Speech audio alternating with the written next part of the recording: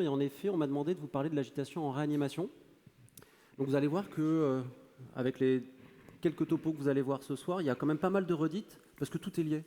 Et en effet, comme l'a dit Lucie tout à l'heure, cette insomnie, elle va venir d'un problème d'agitation, etc. Et tout est lié, je vais vous montrer quelques images là-dessus. Alors j'ai un certain nombre de conflits d'intérêts, de liens d'intérêts, mais rassurez-vous, il n'y a strictement rien qui va impacter ce que je vais vous dire tout de suite. Alors déjà, il faut savoir que l'agitation, c'est très peu étudié en réanimation. Et pourtant, comme pour la problématique du sommeil, tous les jours, on a un appel, des appels, que ce soit en journée, que ce soit la nuit, en disant il est en train de s'agiter, fais quelque chose, mets-moi de la Tarax, mets-moi une benzo, mais c'est classique. Et en fait, c'est très très mal défini et étudié surtout. La définition, c'est une hausse importante de l'activité motrice et psychique qui est plus ou moins associée à une pensée désorganisée. Et là, vous voyez directement qu'on peut arriver sur la notion de délirium qui va du coup être développée par Stéphanie juste après. Cette fréquence de survenue, dans les études, c'est assez variable.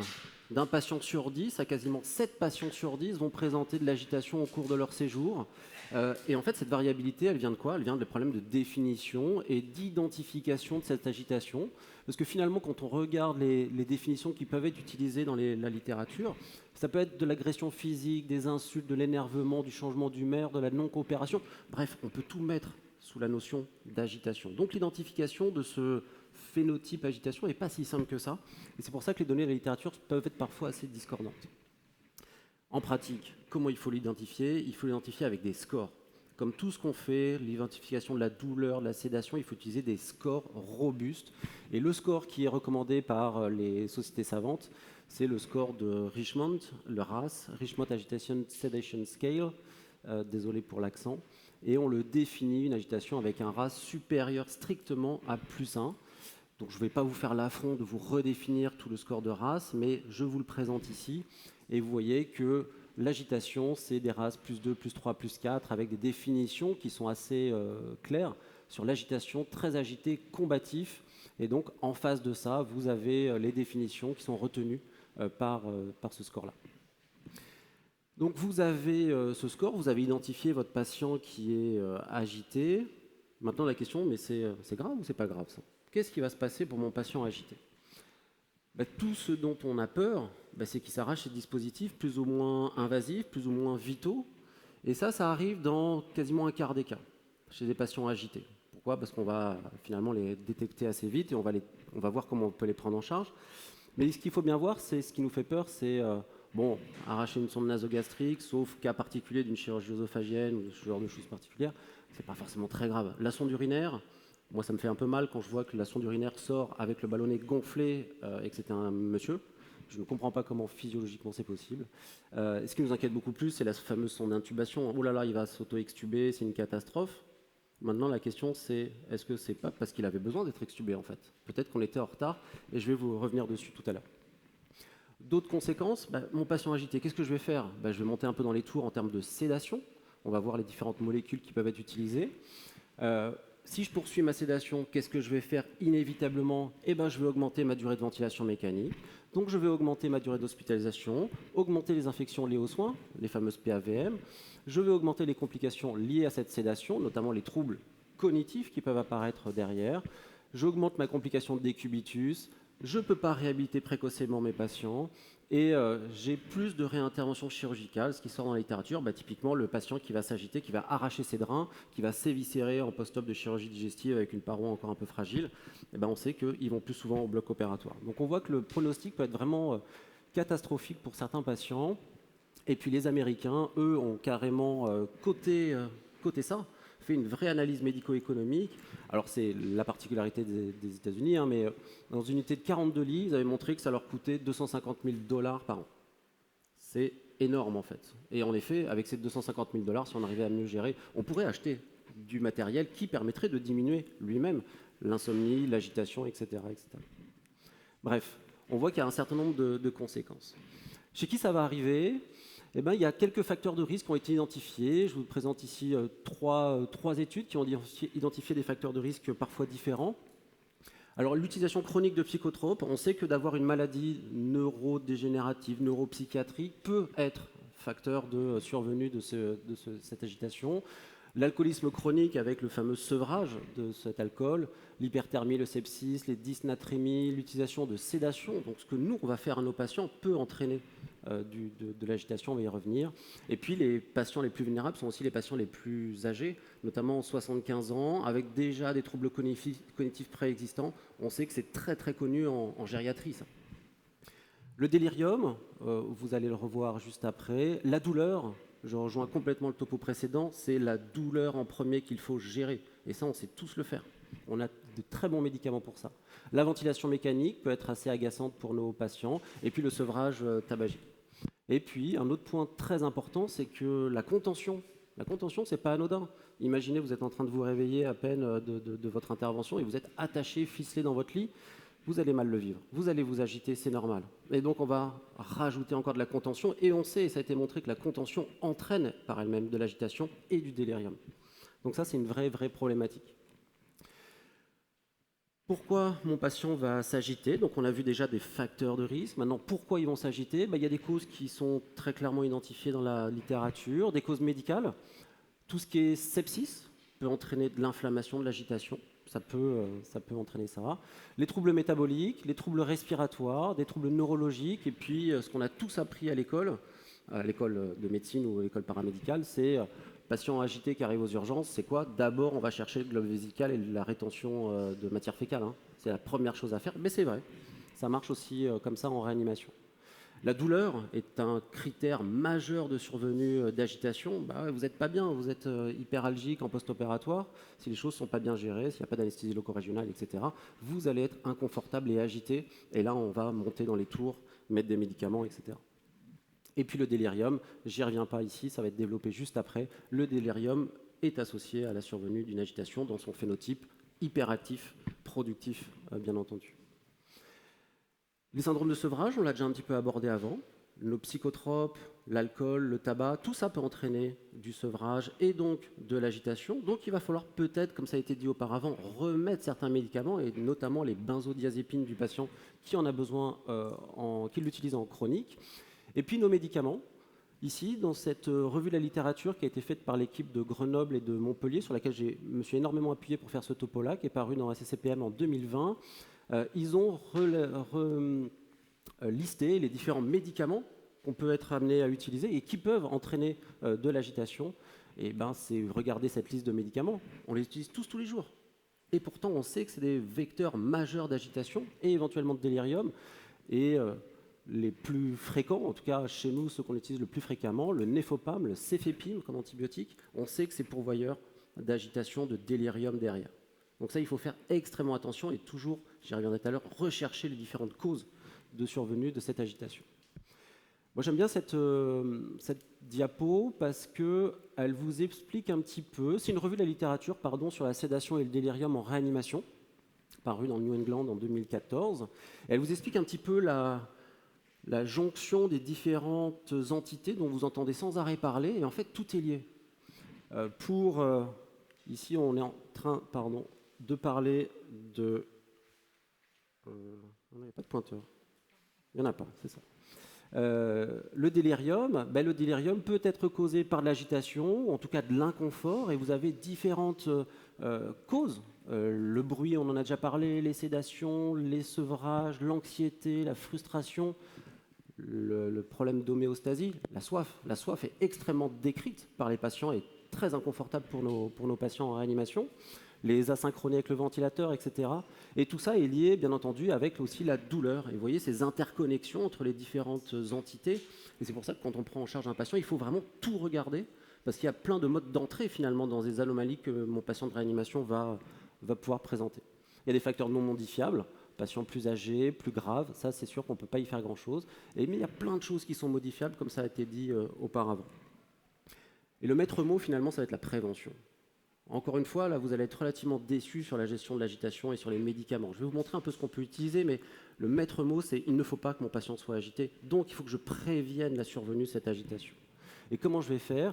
En fait, finalement, il faut tout simplement se baser sur les recours internationaux, les fameuses PADIS Guidelines, et se dire qu'on peut créer un bundle, un ensemble de mesures qui peuvent permettre d'améliorer le confort de nos patients en réanimation, et je parle de confort au sens vraiment très large, et d'éviter cette entrée dans l'agitation, dans le délirium, etc. Ce A2F, ABCDEF Bundle a été décrit notamment par les Américains, l'équipe de Wesley Eli à Nashville. C'est quoi? C'est il faut que j'évalue et que je prévienne la survenue de la douleur. La première chose à chaque fois, c'est cette fameuse douleur. Il faut faire ça. Il faut essayer de tous les jours se poser la question, mais mon patient, je peux le réveiller là, et puis je peux l'extuber sûrement. Mais en tout cas, il faut être extrêmement proactif dans la gestion de ce réveil et de cette extubation.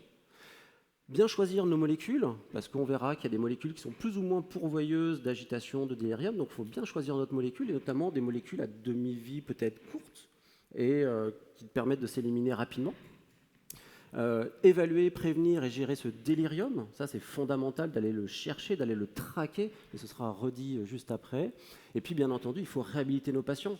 Et quoi de mieux pour qu'un patient dorme ou ne soit pas agité, etc., qu'il ne rentre pas dans ce cercle vicieux, c'est qu'il bouge la journée. Moi j'ai horreur d'entendre dire « Ah mais non, je laisse le patient, là il est en train de dormir, il est 14 heures, je le laisse tranquille ». Mais non, il n'a pas de raison de dormir à ce moment-là, sauf s'il a fait un méga gueuleton et qu'il est en train en postprandial. Mais il n'y a pas de raison. Non, il faut qu'il soit réveillé, il faut qu'il soit stimulé. Et c'est comme ça qu'il dormira la nuit et qu'il ne rentrera pas dans ce cercle vicieux.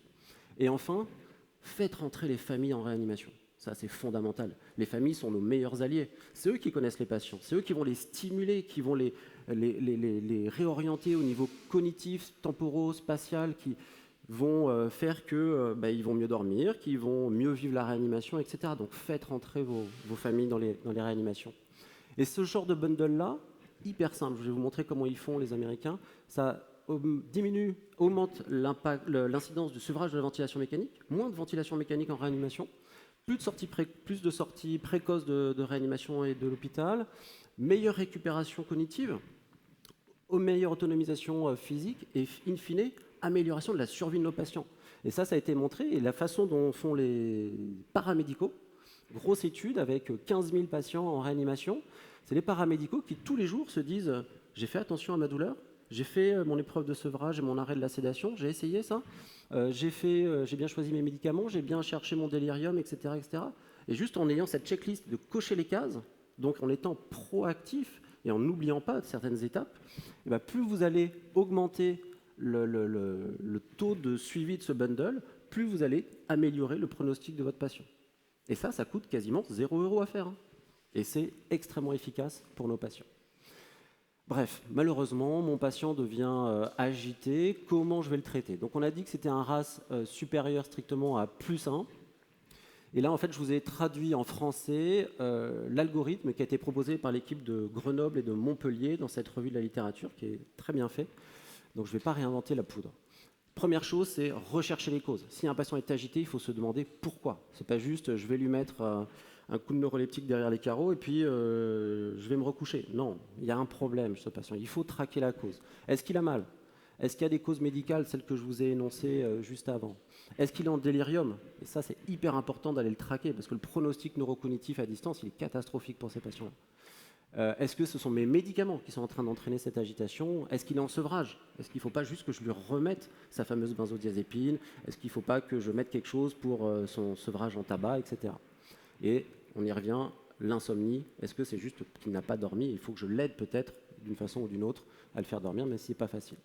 Tout ça, ça doit être d'abord basé sur des approches non pharmacologiques quand on veut traiter cette agitation. C'est quoi? C'est améliorer l'environnement de mon patient, c'est améliorer son confort finalement en réanimation. Comment on fait ça? On va les mobiliser précocement, c'est tout bénef. On réduit le bruit, on en a déjà largement parlé avant. On respecte le cycle circadien et je rejoins complètement ce qui a été dit avant. Il faut bannir la prescription à 2 h du matin de l'antibiotique. Non, il faut le mettre à 22 h, à 6 h du matin, mais il faut laisser dormir les gens. Éteignez, bannissez ces fameux pop-up dans les services, là, le voisin, il n'en a rien à faire que le patient, il n'a rien à faire que son voisin va mal et qu'il a une alarme parce que la tension est à 150. On s'en fout en fait. Enfin, lui, il s'en fout en tout cas. Respectez le cycle circadien et faites très attention à ces fameuses contentions physiques. C'est un méga pourvoyeur d'agitation. On a tous tendance, et qu'est-ce que vont faire les paramédicaux, et elles ont probablement raison, hein, ils ont probablement raison, c'est contentionner d'abord le patient qui est agité. Pourquoi? Parce qu'il ne faut pas qu'il s'arrache un device qui serait éventuellement fondamental pour lui, mais il faut réévaluer cette prescription, et je vous rappelle aussi que la contention physique ne doit normalement se faire que sur prescription médicale. Ça n'est jamais fait comme ça. Et pourtant, c'est une prescription médicale. Et ce qui est très intéressant, à Clermont, il y a 2 infirmières, Perrine Vidal et Angelina Barrage, qui ont font un PHRIP. Donc c'est vraiment de la recherche paramédicale, avec un algorithme de gestion d'aide à la prescription de la contention. 4000 patients inclus, donc les analyses vont bientôt commencer. Il y a un dernier centre qui doit inclure les patients. Et déjà sur les analyses intermédiaires, ce qu'on voit, c'est que diminution significative du taux de contention, mais en parallèle, il n'y a pas plus d'incidents, il n'y a pas plus de complications. Donc on a besoin d'algorithmes qui vont nous aider à mieux gérer ces contentions, par exemple. Et on espère cette publication qui permettra de nous aider à mieux gérer cette contention. Bon, maintenant, j'ai contentionné mon patient, il est vraiment agité, il a une ECMO, il a une sonde d'intubation avec 90% d'FiO2, j'ai pas envie qu'il se l'arrache. Qu'est-ce que je vais faire? Il va falloir que je le mette un petit peu en sécurité. Alors, ce qui est proposé par l'équipe de Montpellier et de Grenoble, c'est un patient déjà sédaté, plus ou moins sous ventilation invasive. Déjà, la première question, c'est est-ce que je peux le sevrer, est-ce que je peux l'extuber? Ça, c'est vraiment la question fondamentale qu'il faut pouvoir se poser. Et si ce n'est pas le cas, ce qu'ils recommandent, c'est peut-être des bolus de propofol, des petites doses déjà pour un peu le resetter, on va dire, rapidement, et puis peut-être des pousses des administrations continues, par exemple de dexmédétomidine. Ça pourrait être intéressant. La dose de départ, c'est souvent 0,7 gamma-kilo-heure, et après, ça peut se réadapter avec des algorithmes. Si mon patient n'était pas sédaté et qu'il est très agité, ce qu'il propose, c'est par exemple l'oxapine, l'Oxapac, pour calmer tout de suite un patient qui deviendrait extrêmement combatif et très agressif. Il faut le mettre en sécurité, il faut être incisif chez ces patients-là. Ils sont dangereux pour eux, mais ils sont aussi dangereux pour l'environnement et pour les soignants. Hein. Faire très très attention à ça. RAS plus 2 ou plus 3, s'il y a du délirium, ce qu'il propose, c'est éventuellement la loxapine. Et s'il est anxieux, peut-être plus avec des visées anxiolytiques, une benzodiazépine, siamémazine ou thiapride. Voilà ce qui est proposé. C'est une proposition parmi d'autres que j'ai reprise de cette revue de la littérature.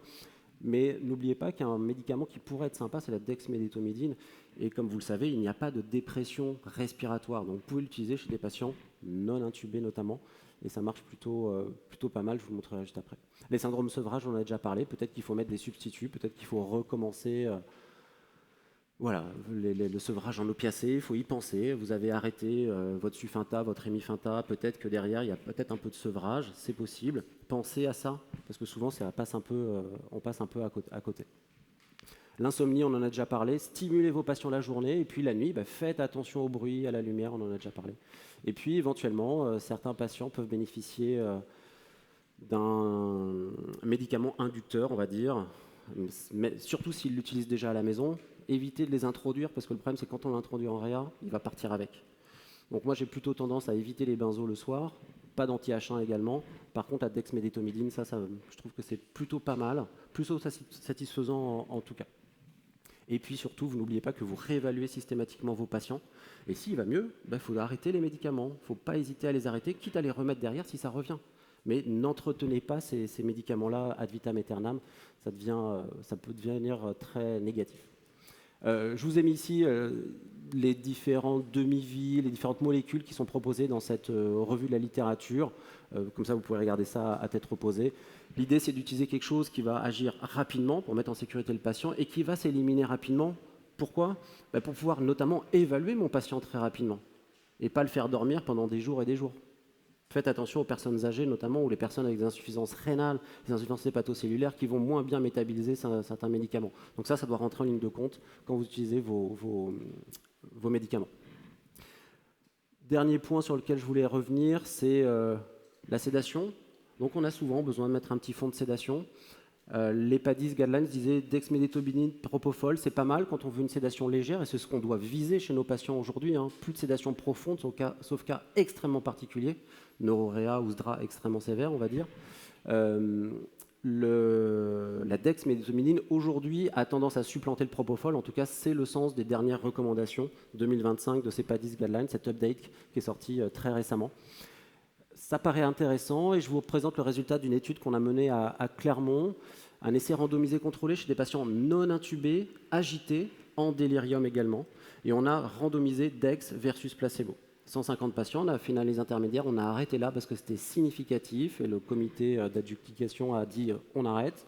Et ce qui est très intéressant avec cette dexmédetomidine, alors j'ai pas de pointeur, j'en suis désolé, le critère c'était un critère composite, contrôle de l'agitation, il faut que j'arrive à passer sous des RASS inférieurs à 1, contrôle du délirium, donc ça c'est en des jours, c'est une durée un peu plus longue, et puis j'espère diminuer l'intubation. Pourquoi? Parce que si ma Dex marche mieux, je vais moins monter dans les tours en mettant plein de médicaments et finir par faire une dépression respiratoire à mon patient et l'intuber.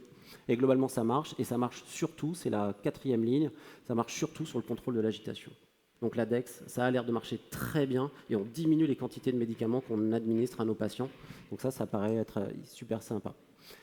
Pour conclure, je vous ai mis les différentes recommandations sur lesquelles tout ça doit se baser. C'est les différents updates des PADIS Guidelines. Depuis les premières versions, c'était 2002. La dernière version, c'est l'update de 2025. N'oubliez jamais qu'on commence toujours par une analgosédation, et ensuite on va gérer cette agitation, cette sédation, et ensuite on va gérer le délirium. Ne sautez pas des étapes, c'est fondamental. Et ma conclusion est la suivante, c'est peu étudié, c'est très fréquent, les conséquences sont majeures, ça repose avant tout sur de la prévention. Je vous ai parlé du bundle, et il ne faut pas oublier qu'un patient agité a un problème. Il faut identifier la cause, ne loupez pas ça, c'est exactement comme le délirium, et surtout essayer de créer des algorithmes propres à chez vous pour que chacun fasse un peu la même chose et qu'il y ait une vraie réévaluation des problèmes de cette agitation en réanimation. Merci pour votre attention.